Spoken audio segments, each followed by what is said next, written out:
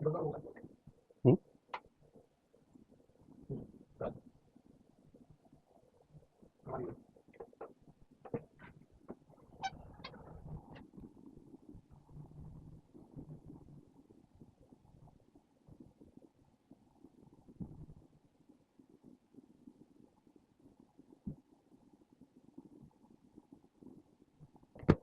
गंगा हो गया, ब्रह्मपुत्र हो गया, इंडस हो गया, सब कुछ कंप्लीट हो गया, वेरी गुड। चलो भाई, heading of reverse of south India,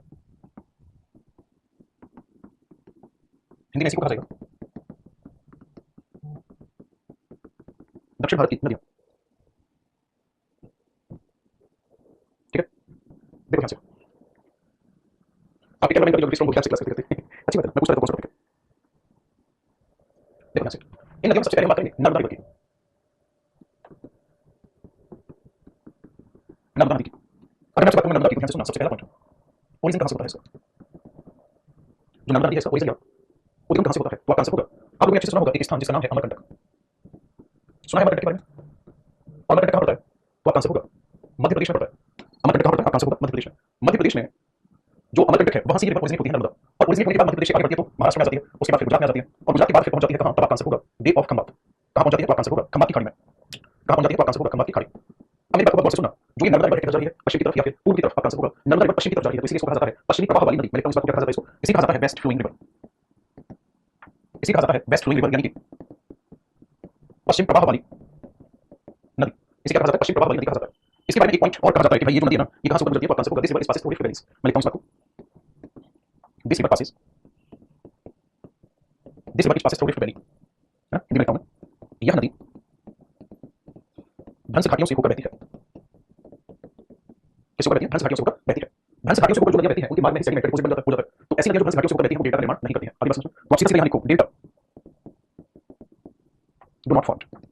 ये डेल्टा बनाती है, आपका आंसर होगा डेल्टा नहीं बनाती है। आगे मैं नर्मदा नदी की बात करूंगा, तो जो नर्मदा नदी है मध्य प्रदेश में एक जगह पड़ती है भेड़ाघाट, और ये कहां पर है, तो आपका आंसर होगा, जो भेड़ाघाट है ये है जबलपुर में। जो भेड़ाघाट है कहां पर है, तो आपका आंसर होगा भेड़ाघाट है जबलपुर में। जो भेड़ाघाट है जबलपुर में, यहाँ पर नर्मदा नदी बनाती है धुआंधार वाटरफॉल। ये क्या बनाती है, तो आपका आंसर होगा ये बनाती है धुआंधार, धुआंधार जलप्रपात बनाती है। आगे मैं बात करूंगा, जो नर्मदा नदी है, इस नर्मदा नदी पर गुजरात में एक बांध है जिसका नाम है सरदार सरोवर बांध। इस बांध का अपोजिशन करने के लिए, है ना, इसका विरोध करने के लिए क्या किया गया था 1989 में, आंदोलन चलाया गया था, कौन सा, नर्मदा बचाओ आंदोलन। ठीक है, और इस आंदोलन को चलाने वाले कौन थे, तो दो लोग थे, मेधा पाटिकर जो फीमेल एक्टिविस्ट थी, और एक थे बाबा आमटे। आगे मैं नर्मदा की बात करूंगा, तो नर्मदा की लेंथ है वो कितनी है, इसकी लेंथ है लगभग 1312 किलोमीटर। अगर आपसे पूछा जाता है इसकी सहायक नदियां कौन सी है ना, सहायक नदियों की बात करूंगा तो उनमें नाम आता है तवा, एक नदी का नाम है दुधी, एक नदी का नाम है शेर, और एक का नाम है शक्कर। ये सभी क्या है, ये सभी सहायक नदियां हैं।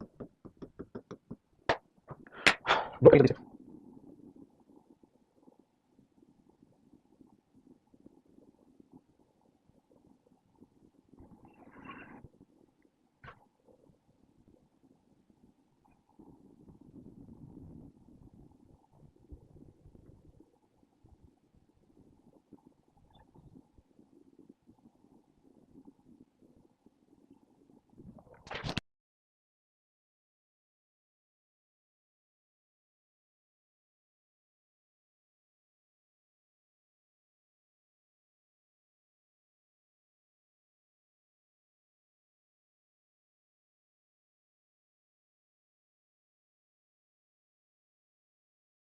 आगे बढ़े, भेड़ाघाट क्यों लिखे हैं, भेड़ाघाट जगह है, यहीं पर धुआंधार वाटरफॉल है। गंगा सागर पे हमने एक रील बना के इंस्टाग्राम पे, देखिए आप, देखिएगा उसको, दोस्तों के साथ शेयर कीजिएगा, मजा आएगा, समझ रहे हैं। और जीवन में जाइएगा जरूर एक बार गंगा सागर स्नान करने, है ना। I from Telangana, please explain certain main things in English also, okay, definitely. Next river is Tapti river, Tapti नदी।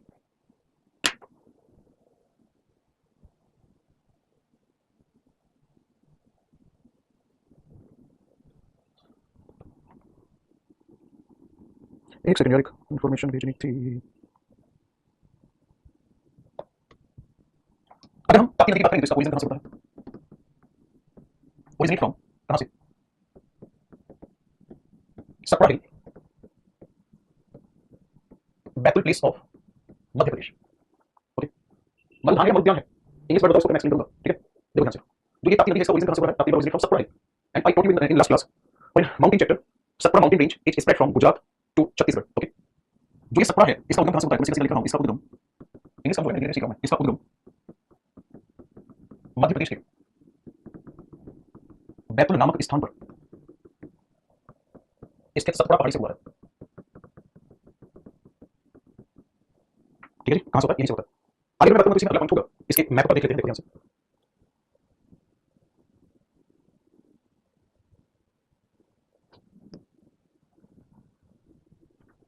ये तो विंध्याचल रेंज, इसके नीचे से यहां से नदी निकलती है ये। अब यहाँ फिर से माउंटेन आ गया सतपुड़ा, यहाँ से नदी निकलती है। इन नदियों के नाम क्या है देखो ध्यान से। जो ये नदी है इसका नाम है नर्मदा, नीचे जो नदी है इसका नाम है ताप्ती। तो कौन कौन सी नदियां हैं वो आपका आंसर होगा। एक नदी का नाम है नर्मदा, दूसरी नदी का नाम है ताप्ती। ओके चलिए ध्यान से सुनना, मैं लिख रहा हूं इसी में सतपुड़ा रेंज क्या करती है इसको, Satpura range separate from Narmada river. Satpura श्रेणी क्या करती है, सतपुड़ा श्रेणी किसे नर्मदा से अलग करती है। ठीक है, आगे हम बढ़ेंगे, देखो दोनों एक दूसरे के समांतर बह रही है, कोई दिक्कत नहीं, बोलो भाई ना तो मैं लिखूं। सर लिखते तो आप सही है, इंग्लिश में कैसे कमजोर है पता नहीं कैसे लिखता हूं। गंगा सागर बड़ी अच्छी थी, सर इसलिए हमारी बहुत कमिटेड रहती है, इसलिए क्या हूं देखो दोस्तों के साथ शेयर करो, हमारा कॉन्फिडेंस बढ़ेगा। ताप्ती नदी की लेंथ आपसे पूछी जाती है, इसकी लेंथ जो है वो है लगभग 758 किलोमीटर, 758 किलोमीटर के करीब होगी। और मैं लिख देता हूं क्या करती है, flow parallel with Narmada river and do not form delta. ये क्या करती है तो आपका आंसर होगा ये नर्मदा नदी के समांतर रहती है और डेल्टा बनाती है, डेल्टा नहीं बनाती है। ठीक है, नर्मदा नदी के समांतर रहती है और डेल्टा का निर्माण नहीं करती है, ये डेल्टा निर्माण नहीं करती है। लेकिन एक खास बात है, इस नदी का मैक्सिमम वाटर यूटिलाइज किया जाता है, maximum water of the river utilised है ना, यानी कि नदी के अधिकतम जल का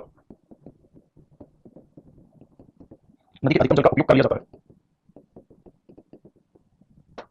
ठीक है, चलो जी आगे बढ़े। इसकी ट्रिब्यूटरी कौन कौन सी है, अनिल, पूर्णा, पंजाब। नोट कर दो इसे, बिल्कुल ये पश्चिम प्रवाह नदी होगी। ये कैसी नदी होगी, पश्चिम प्रवाह नदी।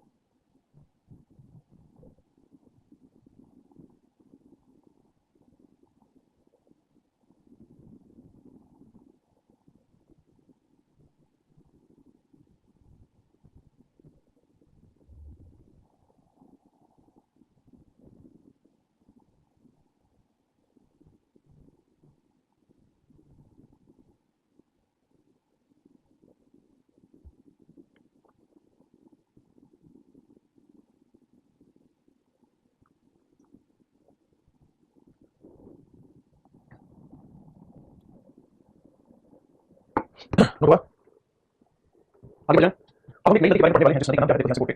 जब नई नदी पढ़ने वाले इस नदी का नाम क्या है तो आपका आंसर होगा, यहाँ से नदी हो जाती है वैसे राजस्थान हो जाता है। And this one is called Mahi. कौन सी नदी है, माही नदी। वाटर कैसे यूटिलाइज होता है, वाटर बेसिकली यूटिलाइजेशन होगा इंडस्ट्री में। ठीक है, इंडस्ट्री है, इरिगेशन है, इन सब में ये नदी नदी हेडिंग माही रिवर, माही रिवर या माही नदी। ताप्ती नदी लेफ्ट में कितनी लिखा है, इसको एक्शन कर लेना 724 कर लेना। माही नदी कहाँ जाती है देखो ध्यान से, माही रिवर का ओरिजिन कहाँ से होता है, जो माही नदी है ये कहाँ से निकलती है। माही नदी के बारे में बात करूं तो माही रिवर का ओरिजिन होता है, ओरिजिन कहाँ से होता है तो आपका आंसर होगा विंध्याचल रेंज से, विंध्याचल श्रेणी, विंध्याचल श्रेणी से निकलती है ये, और ये कहाँ पर है, मध्य प्रदेश में विंध्याचल श्रेणी। तो ध्यान से सुनना, ये नदी मध्य प्रदेश से निकलती है और कहाँ पहुंच जाती है, राजस्थान। ये जो नदी है कहाँ पहुंचती है, राजस्थान। राजस्थान से और आगे बढ़ती है तो कहाँ पहुंच जाती है, गुजरात। गुजरात के बाद कहाँ पहुंच जाती है, वही बे ऑफ खंबात है। तो ये पश्चिम प्रवाह नदी, लेकिन याद रखना इसका जो बेस है ना वो उल्टी युवा करता है, जैसे नदी नहीं हुआ। बात समझ आ रही है, चलिए अब ध्यान से सुनना, इसी में अगला पॉइंट होगा माही रिवर में। माही रिवर राजस्थान में क्या करती है, ध्यान से सुनना, ये कहाँ फ्लो करती है तो आपका आंसर होगा राजस्थान में, ये दक्षिण में 2 जिलों में रहती है, flow in 2 district, 2 district of Rajasthan है। कहाँ पर रहती है तो आपका आंसर होगा राजस्थान के 2 जिलों में रहती है। कौन कौन से हैं, एक तो है डूंगरपुर और एक है बांसवाड़ा।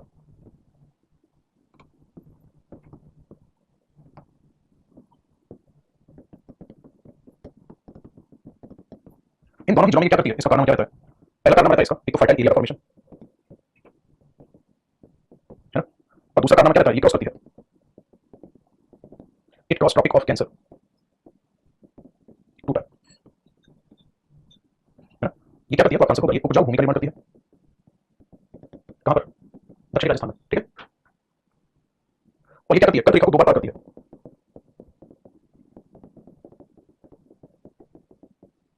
अब क्योंकि राजस्थान में ये उपजाऊ भूमि का निर्माण करती है तो इसी वजह से इसे क्या कहा जाता है,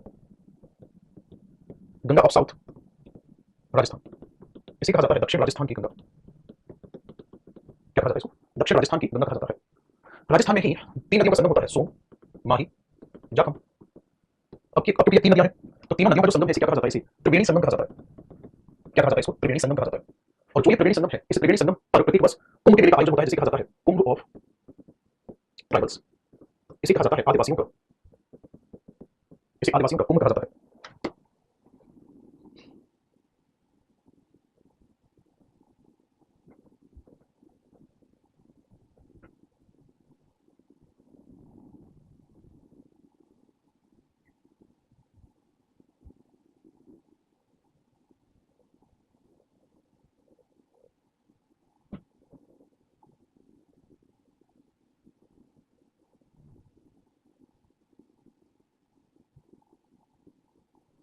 ये सब नदियों के नाम है सोन, जाखम।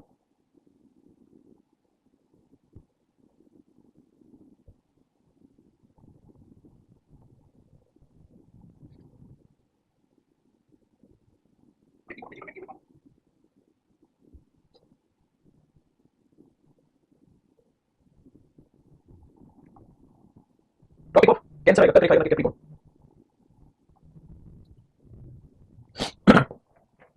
यहाँ पर जो ये मेला लगता है ना, वो बेनेश्वर का मेला कहलाता है। बेनेश्वर का मेला भी कहलाता है।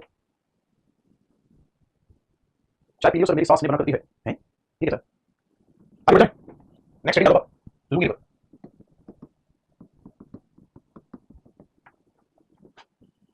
लुंगी नदी में हम सबसे पहला पॉइंट लिखेंगे जिसका ओरिजिन कहाँ से होता है। लुंगी का उद्गम होता है नाग हिल, और ये नाग हिल कहाँ पर है? अजमेर में है। नाग हिल अजमेर, और इसमें आप देख सकते हैं किसका पार्ट है, तो आपका आंसर होगा ये है जी पार्ट ऑफ अरावली रेंज, है ना? ये क्या है? तो ये अरावली श्रेणी का भाग है, ठीक है। अब देखो ध्यान से, जो लुंगी रिवर है इसकी मैं बात करूंगा, तो एक तो ये सीजनल रिवर है। लुंगी नदी जो है क्या है? मौसमी नदी है। दूसरी समस्या है लुंगी नदी के साथ, मौसमी नदी होने के साथ साथ इसमें आप देखोगे पासिस थ्रू डेजर्ट,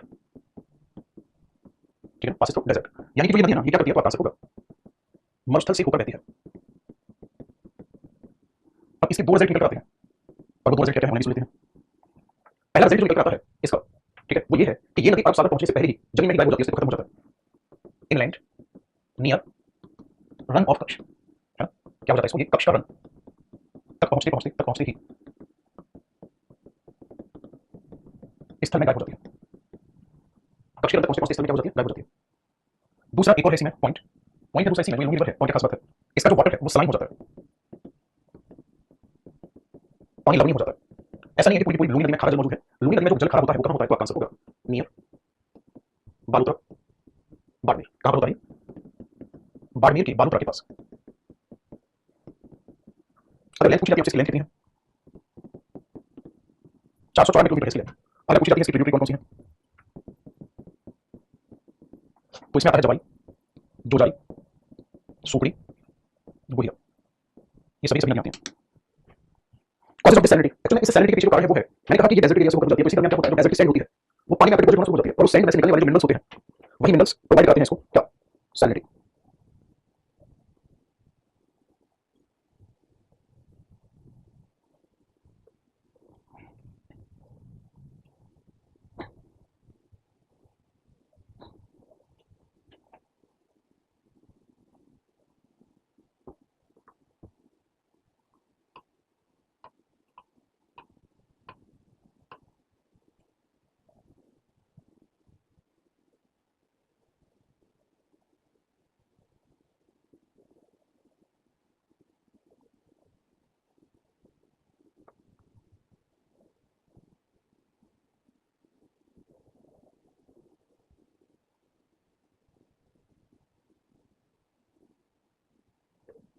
हाँ जी, हो गया बोला।